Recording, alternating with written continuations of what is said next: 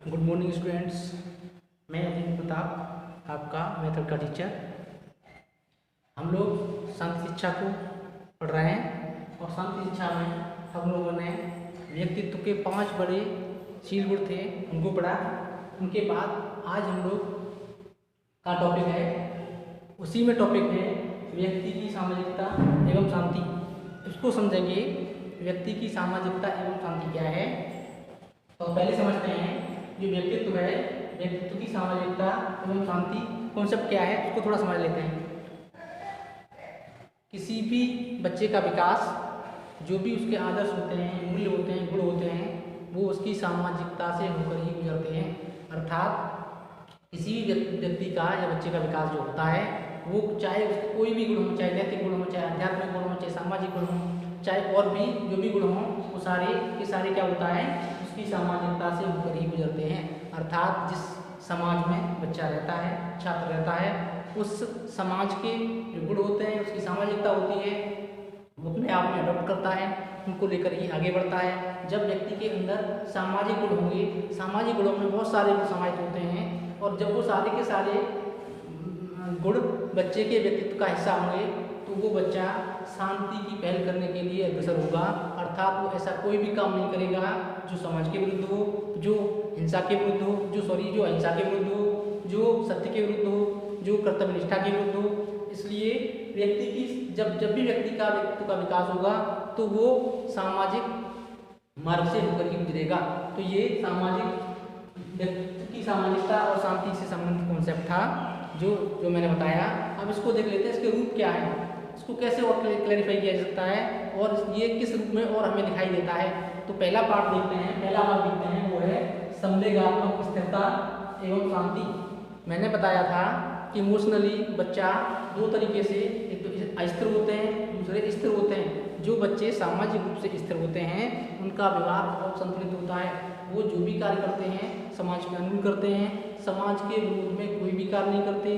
जो भी कार्य करते हैं वो उनके जो परिणाम होते हैं वो सकारात्मक होते हैं, समाज के लिए होते हैं, फलदायी होते हैं, और जिनके द्वारा समाज को लाभ मिलता है।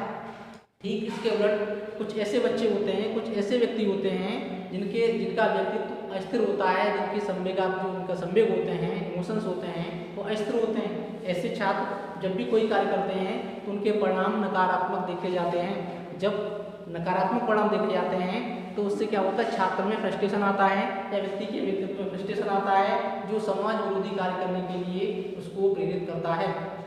तो ये पहला भाग देखा हमने। यदि व्यक्ति सामाजिक रूप से स्थिर होगा, तो उसके द्वारा सामाजिकता है वो हासिल करेगा और शांति की पहल को आगे बढ़ाएगा। अर्थात उसका स्वभाव शांतिप्रिय होगा। नंबर दूसरा देखते हैं, वैज्ञानिक दृष्टिकोण एवं शांति।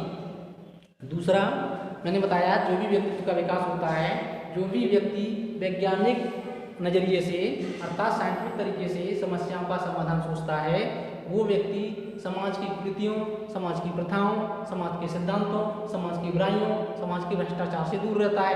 अर्थात वो प्रत्येक घटना को तार्किक रूप से, प्रत्येक घटना को सत्य की कसौटी पर कसता है और तथ्यों से उसको साबित करता है। जब ऐसा बच्चा, ऐसे व्यक्तित्व का व्यक्ति इन तथ्यों को, किसी भी समस्या को उसका समाधान तथ्यों पर देता है, तो उससे समाज में शांति पैदा होती है और तमाम तरीके की बुराइयों को वो नष्ट करता है, जो समाज के लिए अच्छी बात है, शांति के लिए एक अच्छी पहल है। अब तीसरी बात करेंगे। तीसरी बात है सांस्कृतिक विकास एवं शांति। प्रत्येक समाज में उसके कल्चरल वैल्यूज होते हैं, उसकी सांस्कृतिक मूल्य होते हैं। उन सांस्कृतिक मूल्यों को छात्र धारण करता है, अपने व्यक्तित्व का हिस्सा बनाता है, और प्रत्येक बच्चा अपनी संस्कृति को आगे बढ़ाता है और अपनी कल्चर के हिसाब से उसकी कल्चर जो समृद्धशाली होती है, उसके द्वारा वो तमाम तरीके के मूल्यों का विकास करता है। उन मूल्यों के द्वारा समाज में शांति, समाज में समृद्धि, समाज में स्थिरता आती है। तो ये तीसरा भाग हुआ, तीसरा रूप हुआ। चौथा देख लेते हैं, सामूहिक भावना एवं शांति। अर्थात जो भी जिन छात्रों के अंदर व्यक्तित्व के धनी होते हैं, जो छात्र व्यक्तित्व से संबंधित उनका जो पक्ष होता है बहुत अच्छा होता है, उनके अंदर सामूहिकता की भावना होती है। जैसे हम ले लेते हैं, हमारे भारतीय समाज में दो तरीके के परिवार होते हैं, एक तो जॉइंट फैमिली, दूसरा न्यूक्लियर फैमिली, सामूहिक परिवार, और दूसरा संयुक्त परिवार या सामूहिक परिवार, और दूसरा एकल परिवार। इसमें देखा जाता है कि जो परिवार सामूहिक होते हैं या संयुक्त परिवार होते हैं उनमें सहयोग की भावना बहुत ज़्यादा होती है, उनमें समूह की भावना बहुत ज़्यादा होती है। यही समूह की भावना समाज में भी जाती है तो व्यक्ति समाज को भी अपना एक हिस्सा मानता है और उसके जो नज़रिया होता है, उसकी सोच होती है वो समृद्धशाली होती है, सकारात्मक होती है, समाज को सहयोग करने की होती है। जब व्यक्ति की सोच समाज का सहयोग करने की होती है उससे शांति को बढ़ावा मिलता है, शांति की पहल करने के लिए ऐसे व्यक्ति आगे आते हैं। तो ये चौथा भाग क्लियर हुआ। पांचवा की बात करते हैं, पांचवें पार्ट की बात करते हैं, वह अनुकूलन एवं शांति। जो व्यक्ति व्यक्तित्व के धनी होते हैं, जो व्यक्तित्व से प्रतिभा संपन्न होते हैं, उन व्यक्तियों के अंदर एडेप्टेशन की भावना बहुत प्रबल होती है, अर्थात उनके अंदर समायोजन की क्षमता बहुत ज़्यादा होती है। वो किसी भी परिस्थिति से, किसी भी समाज में, किसी भी समस्या से सामंजस्य स्थापित करने में माहिर होते हैं, अर्थात उनको महारत हासिल होती है। ऐसे व्यक्ति जब किसी भी समस्या से, किसी भी समाज में, किसी भी संस्कृति से एडजस्ट कर लेते हैं तो उनके द्वारा शांति स्थापित होती है। और वहीं दूसरे व्यक्तित्व का दूसरा पक्ष जो समाज में जो खुद से परिस्थितियों से, समस्याओं से सामंजस्य स्थापित करने में असफल होते हैं, वहाँ पर संघर्ष देखे जाते हैं, झगड़े देखे जाते हैं, उन्माद की स्थिति देखी जाती है, युद्ध की स्थिति देखी जाती है, तनाव पैदा होता है और समाज, देश, राष्ट्र को संकटपूर्ण स्थिति में डालने में वो लोग आगे बढ़ जाते हैं। तो ये अनुकूलन एवं शांति हुई। अगला देखते हैं चिंतन एवं शांति। इसको देखते हैं चिंतन एवं शांति, सॉरी मिट गया, यहाँ देख लेते हैं एक बार। चिंतन एवं शांति, कोई बात नहीं, चिंतन एवं शांति, इसको समझते हैं। जिन व्यक्तियों के अंदर चिंतन की क्षमता होती है, सोचने की क्षमता होती है, मनन करने की क्षमता होती है, अर्थात जो व्यक्ति किसी भी समस्या को, चाहे कितनी भी गंभीर समस्या हो, उस पर विचार करते हैं, सोचते हैं और तर्कों द्वारा समस्या का समाधान सुझाते हैं, ऐसे व्यक्ति समाज के लिए फलदायी होते हैं, समाज में शांति स्थापित करने वाले होते हैं और उनके द्वारा जो भी कार्य किए जाते हैं उनके द्वारा समाज में शांति स्थापित होती है। अगला देखते हैं कर्तव्य निष्ठा एवं शांति। मैंने बताया था दो तरह के व्यक्ति होते हैं, एक तो कर्तव्यनिष्ठ होते हैं, दूसरे कर्मण्य व्यक्ति होते हैं।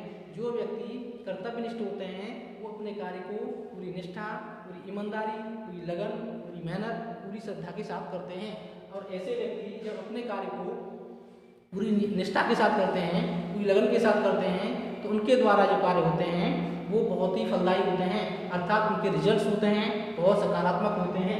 जब रिजल्ट सकारात्मक होंगे तो जो भी कार्य उनके द्वारा किया जाएगा वो समाज के अनुकूल होगा, समाज को जिसके फायदा मिलेगा और समाज में जो भी तनाव, संघर्ष की स्थिति है वो खत्म हो जाएगी और शांति स्थापित करने में ऐसे व्यक्ति फलदायी साबित होंगे या बहुमूल्य साबित होंगे। अगला है सार्वजनिक हित एवं शांति। जिन व्यक्तियों के व्यक्तित्व में सार्वजनिक हित की भावनाएं होती हैं, अर्थात जिनका व्यक्तित्व सार्वजनिक हित को समाहित करता है, ऐसे व्यक्ति अपने लाभ की बजाय समाज का हित, राष्ट्र का हित, समूह का हित ज़्यादा सोचते हैं। जब इस प्रकार की भावनाएं व्यक्ति के अंदर होती हैं तो संघर्ष, तनाव, समस्याएं, उन्माद की स्थितियाँ अपने आप समाप्त हो जाती हैं और ऐसे व्यक्ति शांति में या शांति की तरफ अपना बहुमूल्य योगदान देते हैं। नेक्स्ट बात करेंगे अब सामाजिक मूल्य एवं शांति।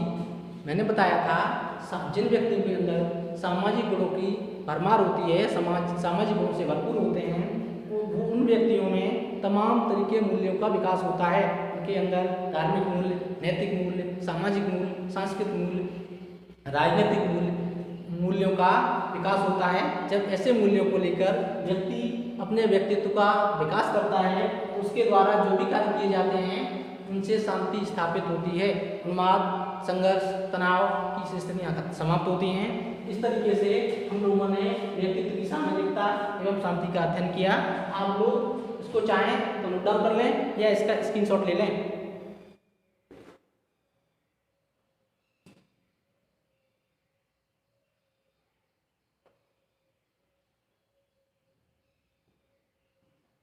ठीक है स्टूडेंट्स, मैं उम्मीद करता हूँ आप लोगों ने इसका स्क्रीनशॉट ले लिया होगा। इसको मिटा देते हैं।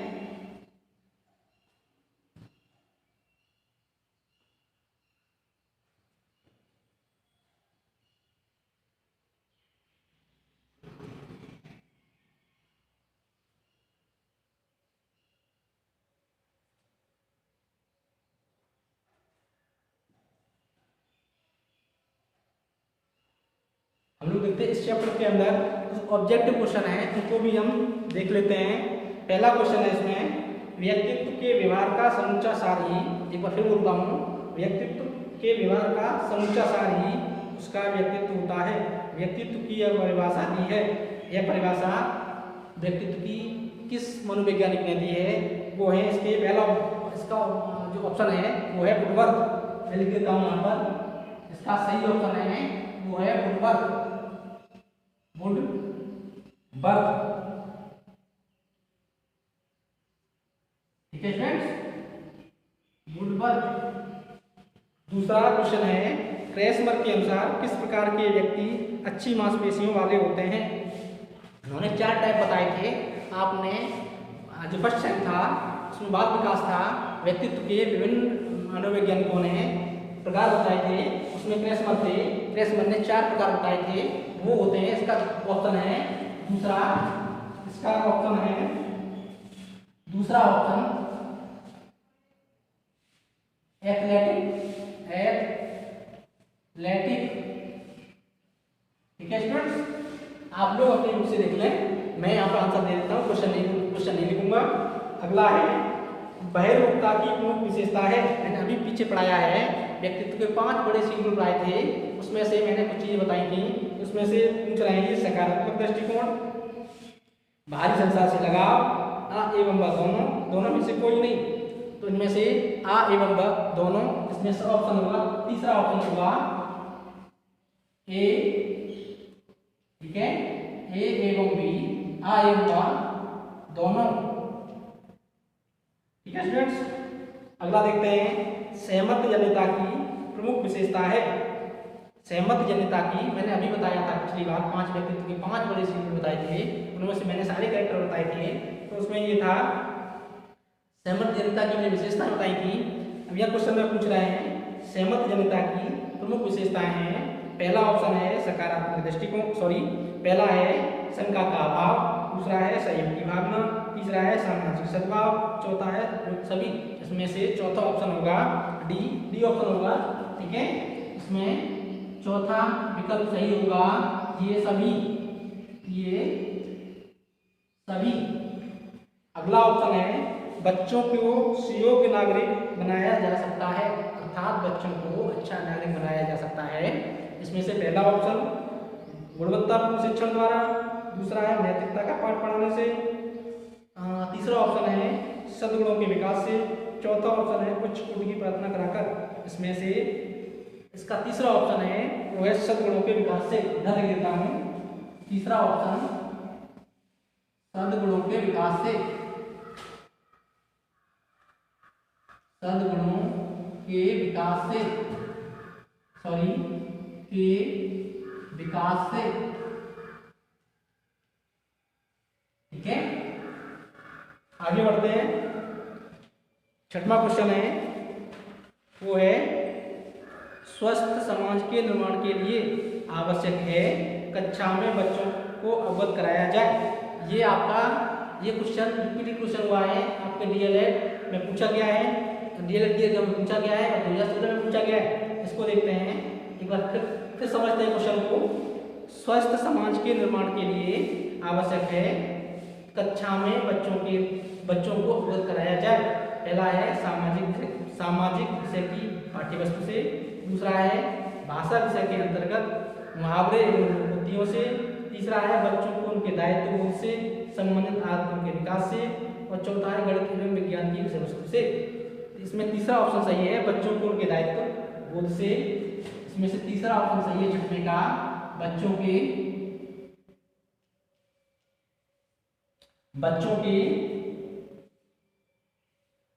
को उनके दायित्व, बच्चों को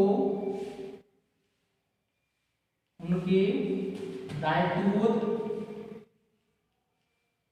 दायित्वबोध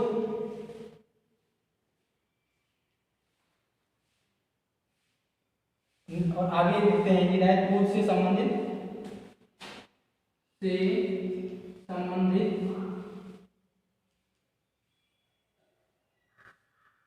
आदतों के विकास से